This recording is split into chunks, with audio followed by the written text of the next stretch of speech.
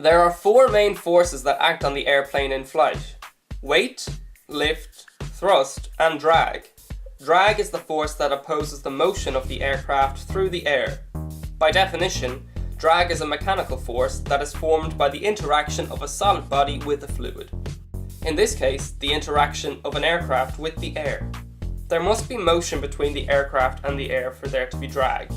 If there is no motion, then there is no drag. There are two types of drag: parasite drag and induced drag. Parasite drag is similar to the air resistance that you feel on a bicycle. The faster you go, the more drag you experience. This is similar to an airplane. The faster it goes, the more parasite drag it experiences. There are three types of parasite drag: form drag, interference drag, and skin friction drag. Form drag is the parasite drag that is created by the aircraft due to its shape. It results from the turbulence created as the air tries to flow around the aircraft. Parts of the plane, such as the antennas and the engines, contribute greatly to form drag. Interference drag occurs in locations over the aircraft where different surfaces meet. For example, where the wings attach to the fuselage. There is a lot of interference drag at the root of the wing. Placing two objects close together will create up to 200% more drag than if each object were separate. To minimize this, there are small angled pieces called fairings where the wing meets the fuselage. Skin friction drag is caused by the rough imperfections of the airplane's surface. An example of this are the rivets found on the aircraft skin. These rivets disrupt the airflow from flowing smoothly along the surface. The amount of parasite drag experienced is directly proportional to the square of the airspeed. For example, an aircraft travelling at 120 knots would experience 4 times the amount of parasite drag as the same aircraft going 60 knots at the same altitude. The component parallel to the flight path is called induced drag. Induced because it is the byproduct of the production of lift.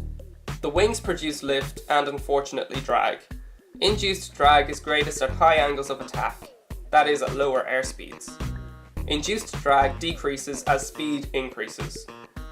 Both types of drag are represented on this graph, and from this, a total drag curve is created. This is used by pilots to determine the speed at which minimum drag is created. This speed is called VMD and is used for best endurance flight. The wing creates a pressure differential above and below it as it moves through the air. As a result, the high pressure air from below the wing tries to move towards the low pressure area above the wing.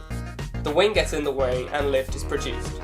At the wingtips, however, the high pressure air from below the wing spill around the top of the wing.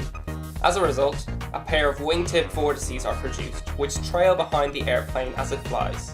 If a wing is producing lift, it is also creating wingtip vortices. The strength of an airplane's wingtip vortices depends on the amount of lift being produced by the wing. Wingtip vortices will be strongest when the aircraft is heavy, slow, and in a clean configuration, such as during takeoff. Wingtip vortices will sink at a rate of around 300 to 500 feet per minute. If they are generated near the ground, they will usually stop descending within 200 feet of the ground, and begin to move apart from each other until they dissipate.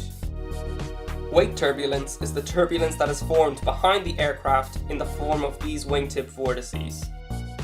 Flying into another, larger plane's weight can cause your airplane to roll uncontrollably, which is especially dangerous close to the ground with minimum time to recover from such a large upset. Weight turbulence cannot be seen, so pilots must learn to visualize and avoid it. Since it sinks and dissipates, it is always wise to stay above the flight path of the airplane in front of you and land beyond its touchdown point.